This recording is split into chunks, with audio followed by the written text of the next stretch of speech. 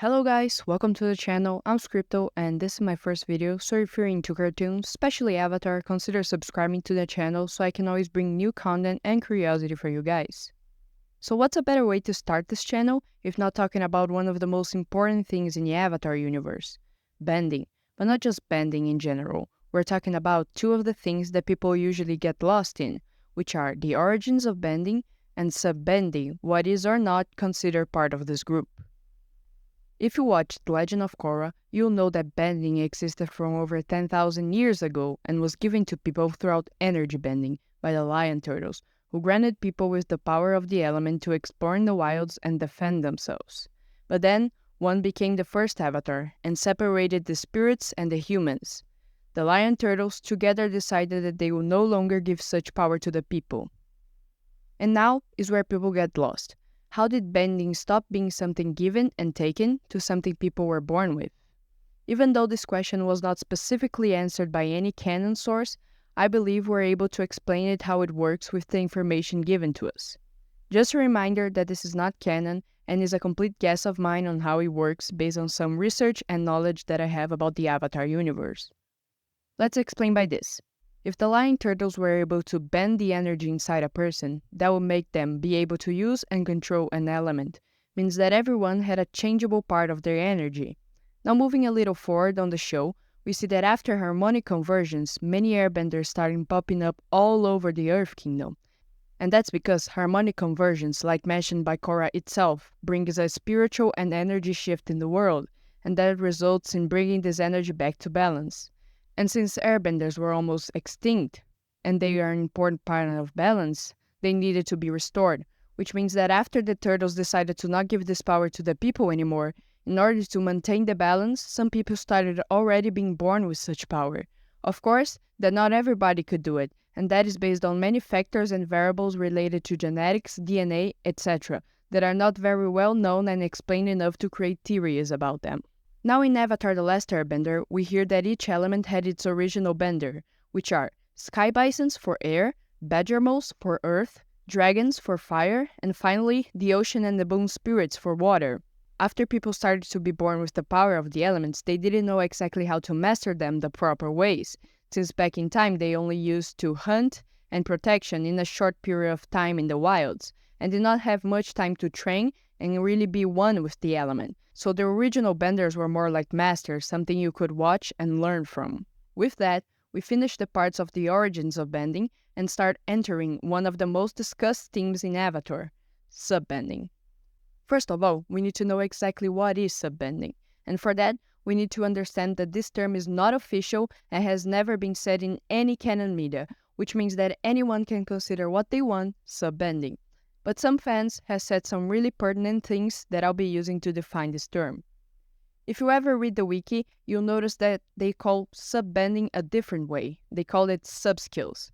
Skills are something that englobe two very important and almost opposite terms. The first one is natural skill, something you're born with and cannot be taught if the other person doesn't possess the natural skill. The other is a learned skill, something that anyone can learn if taught. Now let's get to the point. Both of them can be considered subbending on the eyes of the people, and that would mean that subbending by definition would mean a skill that is used to bend something that is not the pure element itself, water, earth, fire, and air. But some people think differently and consider only the natural skill a subbending type. I'll be going through all the so-called subbending types and say if it is a natural skill and what can be learned, so you can make your own thoughts and opinions about what you consider subbending. First of all, we start talking about all subbending skills inside earthbending. Lava bending consists in transforming earth into lava or bend the lava itself. This ability appears 2 times in Avatar The Last Airbender, being performed by Kyoshi on the episode Avatar Day to split the land and kill Chin the Conqueror, and by Roku on Winter Solstice Part 2 to destroy the Avatar Temple. In Legend of Korra, we have a lot of lava bending scenes performed 7 times by Ghazan and further on Bolin. Lava bending, from what we see in the show, is a natural skill, since it cannot be performed by everyone. And if Bolin wasn't born with this ability, he would not be able to stop the lava at the temple, since nobody ever taught him that. Metal bending is one of the most famous sub-bending forms, being discovered by Toph, and it consists in bending the unpurified pieces of earth inside the metal. This ability is shown several times, especially in the Legend of Korra, with the existence of police force dedicated to it. People believe that metal bending is a natural skill-based bending, mainly because of Bolin, who tries several times but cannot bend the element, and also because of Aang, who also could not learn the technique. Seismic sense is seen in both shows a few times, by Toph, Aang, Lin, and Suyin, and consists on feeling the vibrations on the earth to usually locate things hidden. I believe seismic sense is a learned skill, especially because of Aang, who even though had a hard time learning earth bending, he was able to learn this technique, unlike metal bending. Sand bending is seen in Avatar The Last Airbender being performed by the Sandbenders and also by Toph 2 times. First, when trying to stop the Sandbenders from taking Appa, and the second on Book 3, where she makes a miniature of Ba Sing Se on sand. I consider sand bending a learned skill, because Toph could not do it very well right away, unlike bowling with lava bending, for example. Crystal bending is only shown a few times in the show, all being done in the Crystal Catacombs. But we also see this bending in Legend of Korra comic Turf Wars by Jargala, a leader of a criminal group. We don't have much information about this sub-bending, so I cannot judge in which category it should be, so you can make your own conclusions. Glass bending is another one that we basically don't know anything about. It's only seen once in the Kyoshi novels where she uses earth bending to remove the glasses from her body. So again, you can make your own conclusions on this one. Finally, for the last earth sub-bending type, we have mud bending, that can also be performed by the waterbenders, like shown in the episode The Drill by Toph and Katara. I don't even believe that it should be considered a sub-bending form at all, because it's just earth with water, different from all the others mentioned before that are basically different elements by themselves. Now, we'll move on to all the sub-bending skills inside waterbending. Ice bending is performed by several times by basically every bender in the show, and it's 100% a learned skill.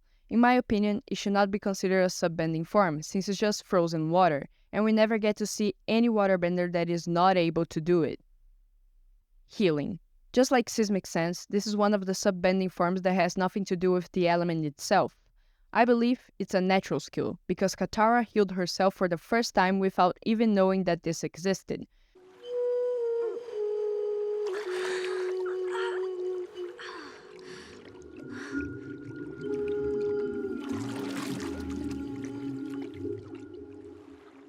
You have healing abilities. The great benders of the water tribe sometimes have this ability. We also see that not every waterbender is able to do so, and the ones that can are mostly women. Bloodbending. This is a very complicated one, since we see 2 different types of it. First is Hama one, the one that can only be performed on full moons, since waterbenders are stronger. The other one we see on Korra by Akon and his sons, one that can be performed anytime and is something related to genetics. I believe that any waterbender can learn it, but only performing in a full moon, so it would be a learned skill.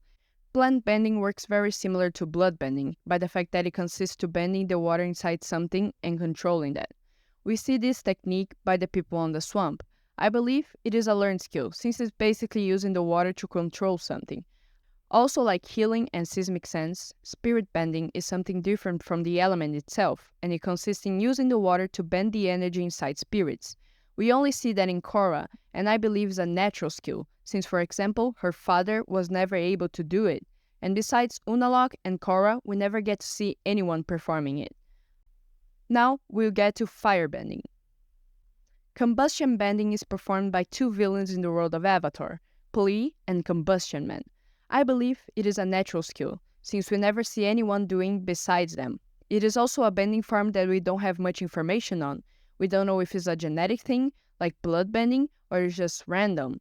Lightning bending is performed a few times by benders like Iroh, Azula, Ozai, and Mako, and is always portrayed as something that only high-skilled benders can do. The energy is both yin and yang, positive energy and negative energy. Only a select few firebenders can separate these energies. As said by Iroh himself, only a select few firebenders can separate these energies, which means that lightning bending would be a natural skill. Heat bending appears 2 times in 2 different ways in the show. The first one is the ability to control the heat inside your own body, a technique called breath of fire. Remember your breath of fire. It could save your life out there. I will. And put your hood up. Keep your ears warm. I'll be fine. The other is the ability of manipulating the heat around you, the steam from a volcano, for example, like done by Sozin. We don't know much about this technique either, but from all we see in the show, it could be called a learned skill, since it seems to be common between firebenders to heat things or themselves using firebending. Finally, we get to airbending. Spirit projection is a unique bending form that consists in projecting your spirit in other places, and has nothing to do with air itself, but with the connections airbenders have with the spirit world. This bending type is performed a few times by Jinora. I believe it is a natural skill, since you need to be very connected to the spirit world, something that Tenzin, for example, could not do. Let go of your earthly tether. Enter the void. Empty and become wind. These were the words of the only airbender to ever fly besides Ahir. Flying is an extremely complicated subbending type, and it's not very explained in the show, but it works similar to open your chakras, something that Aang had to do. It consists in letting go of your earthly attachments, and it is an extremely difficult learned skill. It would not make sense to be a natural one, because Ahir was not an airbender before, he became one. These are my thoughts on the most confusing topics when it comes to bending and subbending. If you have any other opinion or fact that was not mentioned in the video, feel free to share with me in the comments. Thank you for watching the whole video, and I hope you enjoyed it. See ya!